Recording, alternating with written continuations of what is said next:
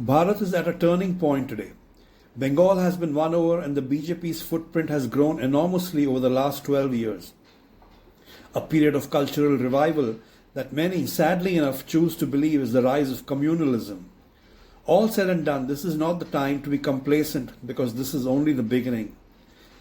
This nation has been a soft nation for centuries, steeped in the pursuit of higher truths and learning. This is recorded. Chinese travelers, most notably Yuan Sang 7th century and Fahian 5th century, left glowing accounts of ancient India describing its people as honest, gentle and highly cultured, with a deep commitment to non-violence and high moral standards. In their behavior there is much gentleness and sweetness. People were simple, honest and observed high morality, wrote Yuan Sang.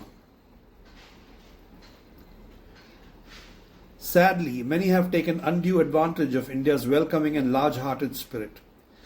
But the new India has woken up and is telling the world to accord it the respect it now deserves or bugger off. We won't take it lying down anymore. The soft velvet glove now has a steel fist inside, a fist that has not been used for a long time. Because we got sidetracked. I think we got sidetracked by, among other things, a spirituality that defied gravity, and as a result we didn't have our feet on the ground. We read the Gita and other scriptures mechanically, but we did not follow its teachings. Gandhi read the Gita and contrary to the Gita's teaching, which is actually set against the background of a battle against injustice, Gandhi chose to turn the other cheek. And look where it has got us. Krishna didn't tell Arjuna to turn the other cheek. And on a lighter note, Munna Bhai pointed out in his film that the other cheek should be turned not more than once. We are not supposed to just read the Gita. We must imbibe and assimilate its teachings to fight for justice and not allow ourselves to be walked over. There's more to be done. If we become smug about Hindutva's progress, the future graph will look like the graph of any other wealthy nation, or affluent family for that matter, that has seen better days. The UK, for example, on whom the sun doesn't shine like it used to, or the US, whose national debt crossed a worrying $39 trillion in early May 2026. The founding fathers build a nation or a business, future generations enjoy the fruits, fail to appreciate, more often than not, the efforts of their predecessors, and the slide down the slippery slope begins. Reaching the top is tough, staying there is tougher. The wealth we have today, the wealth of Hindu revival, will be squandered away if we are not vigilant. To ensure we don't fritter away this opportunity, we can't just stop at calling ourselves Hindus. We have to get under the skin of the teachings of our faith. We have to read, learn, understand and bring its teachings into our day-to-day lives. We have to assimilate them to a point where we realize that we, like all other humans, of all other races, and indeed all beings, each one of us is special, unique. Each has a gift and each has to explore within to find one's higher purpose. After all, isn't that what know thyself or self-discovery is? And this is at the heart of all unadulterated spiritual and religious teachings. Surely making and selling soaps and shampoos and tampons and garments and automobiles and anti-aircraft missiles and mountains of other consumer goods that have done immense harm to the earth, the seas, the skies cannot be it. We have fooled ourselves into believing that this is meant to be our life purpose, and we, like all the peoples of the world, have adopted rituals, lighting agarbattis and lamps, visiting temples with flowers and sweets, chanting mantras we don't understand, as shortcuts to heaven. I don't mean to dismiss rituals. I believe in the power of mantras, for example, but they are not meant to be done in automatic mode. By the way, the Gayatri mantra is the only mantra that is effective, even if its meaning is not understood. Rituals are important, but they are only the beginning.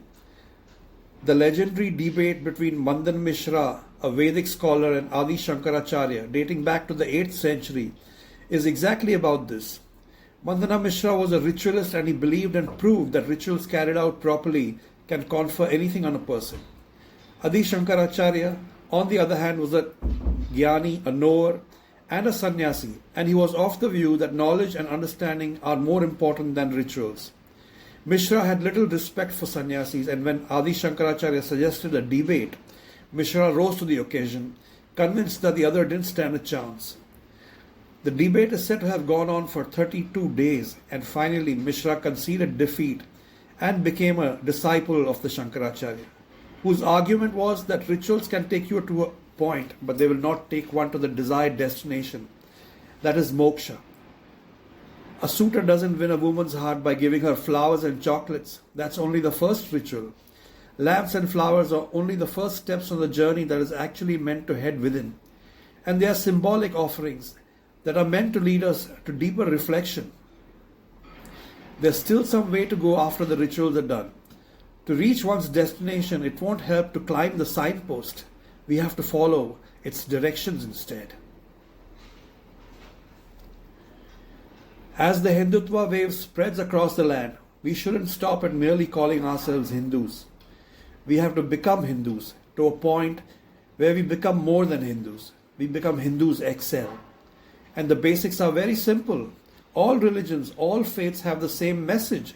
Be a good human being, listen to the dictates of your conscience, and this includes compassion and respect for all life forms, being aware and sensitive to the beauty around us and within us, etc. The conscious and not our conditioning can guide us to the etc. But somewhere along the way, everything gets lost in translation. And we, and this applies to people of all faiths, end up with a twisted, distorted version of the teachings and lose ourselves in the superficial. The caste system, the self-flagellation practiced by many, religious conversion, divorce by SMS, painful deaths for innocent animals, the abominable practices of the grooming gangs, etc., etc., are all a fallout of this distortion. Just being good is certainly not good enough. That is a mistake we can't afford to make again. India is a land of spirituality and we have been a peace-loving nation. India has not tried to convert anybody to its own beliefs, and neither have we invaded other countries. Understanding and assimilating the good book will make us kinder and gentler, but this time around the steel fist has to be in good functioning order. Swami Vivekananda believed that physical strength was a prerequisite for spiritual growth, famously stating that youth would be nearer to heaven through football than through the study of the Gita. He used the sport as a metaphor for developing the vitality, courage, and discipline required to truly understand ancient wisdom. The spiritual and the material world have to be balanced. I too would like to see a world without borders, but that works only if everyone desires it. Until that happens, we have to protect ourselves and our own turf to make sure we don't have another partition and another Kashmir. To this end, we need to read and follow the Gita or another spiritual treatise to learn meditation, civic sense, our responsibilities as citizens, parents, children. We only speak of rights these days, never about our duties. And also to know our own history. It's the people who don't have a clue about what this nation has been through, mostly the young, who are easily manipulated into taking a superficial, pseudo-secular, seemingly politically correct stand that promises to hurt everyone, including them. Those who don't learn from the lessons of history are doomed to repeat their mistakes. I will digress here. I recall an engaging living room debate where a young man put forth the view that we should forget about Kashmir because it had happened long ago.